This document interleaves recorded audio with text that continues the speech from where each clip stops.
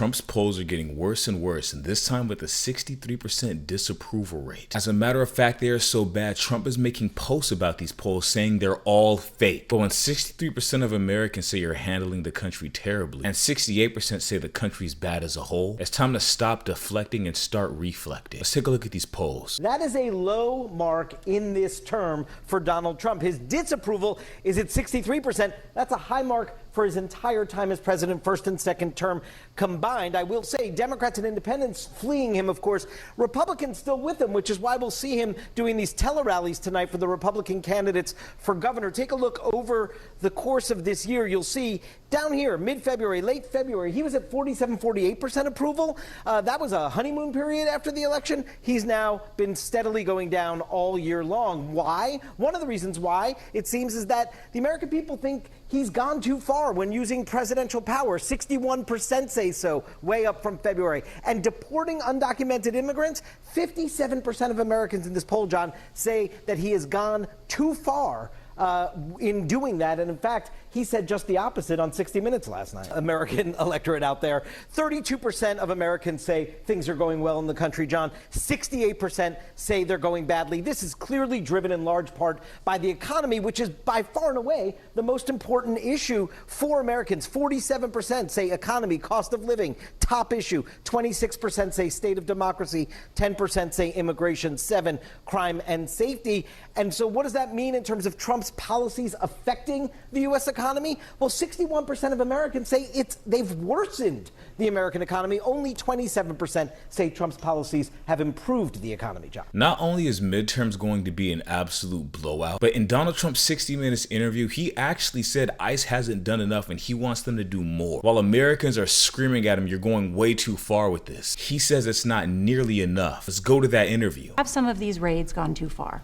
No, I think they haven't gone far enough because we've been held back by the judges, by the liberal judges that were put in by Biden and by Obama. And this is the problem with the party of empathy is a weakness, because Trump wants more harm done on immigrants and American citizens, where brown people are scared to walk outside and speaking Spanish in public must mean you're illegal. And to justify random pepper sprayings in the face, tackling assaults, detainments, arrests, all en masse without showing proper identification to the point some people are pretending to be ICE and robbing homes, Donald Trump still says that is not enough. He wants more done because he simply doesn't care. And then he's suddenly surprised when 68% of the country said he's handling everything terribly. But here's Trump's post about the American people's voices and how he still doesn't care. So many fake polls are being shown by the radical left media, all slanted heavily toward Democrats and far left wingers. In the fair polls and even the reasonable polls, I have the best numbers I have ever had, and why shouldn't I? I ended 8 wars, created the greatest economy in the history of our country, kept prices, inflation, and taxes down, and I'm setting standards for right track / wrong track for a future USA. Fake news will never change. They are evil and corrupt, but as I look around my beautiful surroundings, I say to myself, oh look, I'm sitting in the Oval Office. Yes, Trump, when you have billions of dollars, your surroundings tend to be a little more beautiful than the rest of America who's struggling in the economy you destroy. When you are the only one profiting along with your billionaire friends and everybody else is out of a job and can't pay their mortgage, you have people with college degrees taking minimum wage jobs, becoming bartenders and delivering food, and chips at the grocery store are going as high as $7 for a king-size bag. If that's the greatest economy in history, I don't want to see Trump's idea of a bad economy. And apparently neither do 61% of Americans who say you worsen the economy. There is no fake news. There's only a fake president, and your cult is exploding from the inside. They're all fighting each other. They're quietly leaving and they're posting videos about it. You lost, Donald Trump, because the only people that follow hate are hateful people. And Trump ran out of so many enemies to give MAGA, they had to make up imaginary ones. Antifa, Nigerian genocides, other countries. I mean, we have warships outside of Venezuela and are bombing people in boats. When do the enemies stop? Our real enemies are the trade enemies Donald Trump created, because we became the enemy of everybody else. And we've watched this Trump henchman crumble under pressure every day with his lies. It's to the point they're just unbelievable. And here is what he had to say about the majority of Americans blaming him and Trump for the government shutdown. According to an NBC poll, 52% of Americans are blaming congressional Republicans and/or Donald Trump, as opposed to 42% blaming Democrats. Why would the polls look like that when you are clearly voting to continue to fund the government? Democrats are not voting to continue to fund the government. Well, for one thing, the polls are all over the place. I mean, CNN was reporting just on Friday of last week that Republicans were winning this as if it was some sort of political game. The only people who lose here are the American people. But those statistics like that, polls like that, don't surprise me. The entire media establishment is parroting the talking points of the Democrats every day. It's the most staggering level of gaslighting we have ever seen in American politics. Literally, the Democrats have voted 14 times to close the government down, where Republicans have voted 14 times to open it. And right after they cast the votes, Will, they go out and find the nearest television camera they can. They look right into the lens and they say, it's the Republicans' fault. I mean, it's just madness. It's absolutely the opposite of the truth. But I think the longer this drags on and the more pain that's experienced by real Americans, I think they're going to be digging beyond the headlines. I love how the exact lie he's telling is just what he's doing, and then he just says somebody else is doing it. He tells on himself every single day. It's laughable, and the majority of America doesn't buy it. Americans are watching their healthcare premiums go up because of you, Mike Johnson. You failed to tell them the truth. You failed to tell them that you wanted their healthcare premiums to go up because you did not want to renew their ACA tax credits, which is why the government shut down. And instead of telling them the truth, you told them a lie and said illegal immigrants were getting healthcare. Number one, that's federally illegal. Number two, if you're getting rid of all the illegal immigrants, why not pass it and deal with that later? But that's a nonsensical argument because none of them are receiving it. And they're still keeping the government shut down as people's healthcare premiums are doubling, like this guy right here. My in-laws Obamacare is going from $1,800 a month to $4,125 a month, a full $50K a year. So not only is Trump and Mike Johnson destroying the economy, but they're also destroying American healthcare. And as everybody's healthcare premiums go up because of them, Trump decides to lie in a 60 Minutes interview and blame Obamacare for the reason healthcare premiums are going up. Trump, Obamacare was created for low-income Americans, so how is that possible? They can only pay the low rates they pay now because of Obamacare, and because of those ACA tax credits you failed to renew. But let's take a look at what Trump had to say about this. It's bad health care at far too high a price. We should fix that. We should fix it. And we can fix it with the Democrats.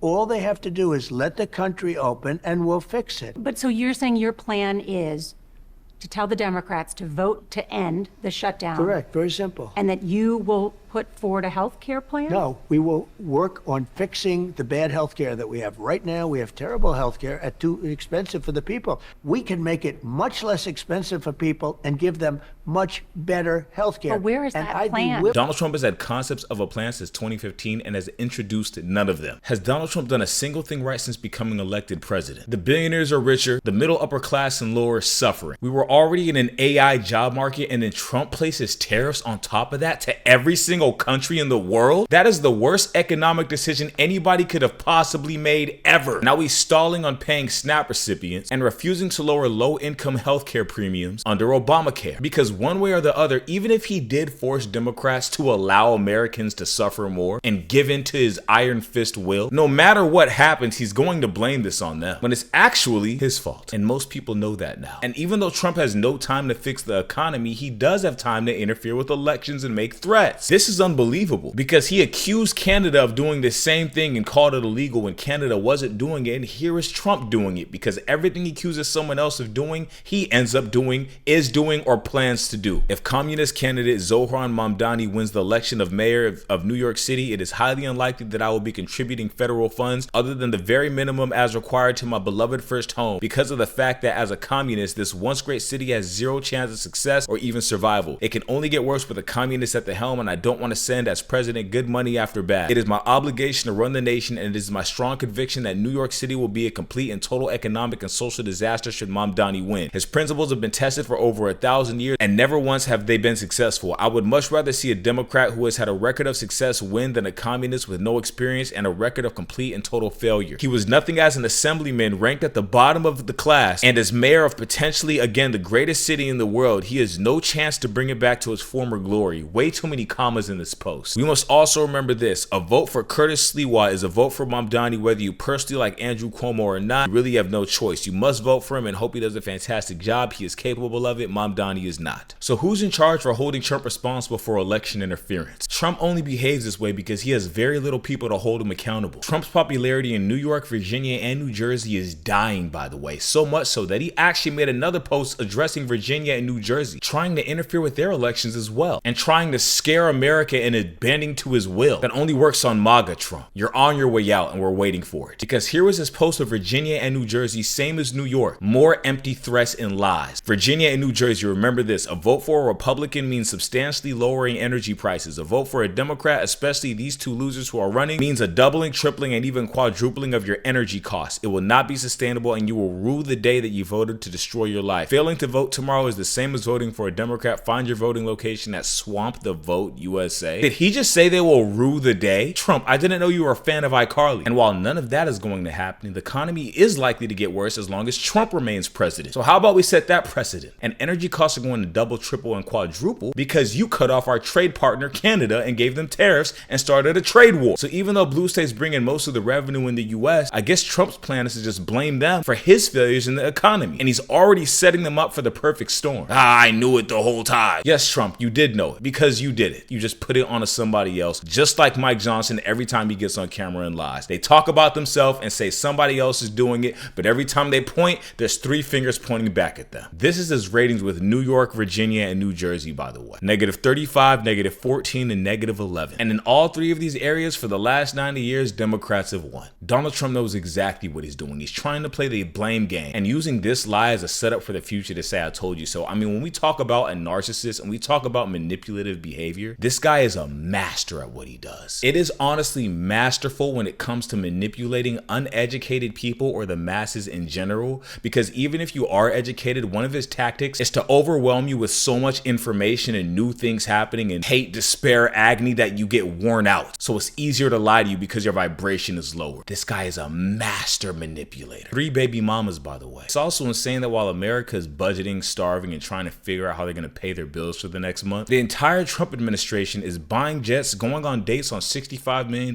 jets paid by American tax money, by the way, and bragging about it. This is like a 20-year age gap, by the way. Not that that matters, but it is something to note. In the middle of a government shutdown, failed FBI Director Kash Patel uses our tax money to go on a date to impress a woman that would never look at him if he wasn't temporarily beneficial. And let's not forget that Kristi Noem was gifted $172 million worth of private jets herself during the government shutdown just last month. So when we take a look at the 63% disapproval rating, it all makes sense. This is the same guy who pardoned the crypto billionaire that made him over $2 billion for his crypto and then claimed he didn't know him at all. Yeah, that makes complete sense, Trump. That same billionaire literally built the code for his crypto too. And these MAGA senators are such good little boys that they just nod their head and don't question all the corruption Trump does because he's giving them money. Listen to his response when he's questioned about whether this was okay or not. Doesn't it know who he's pardoning? Well, I don't know anything about this one. That's the first time I've seen that.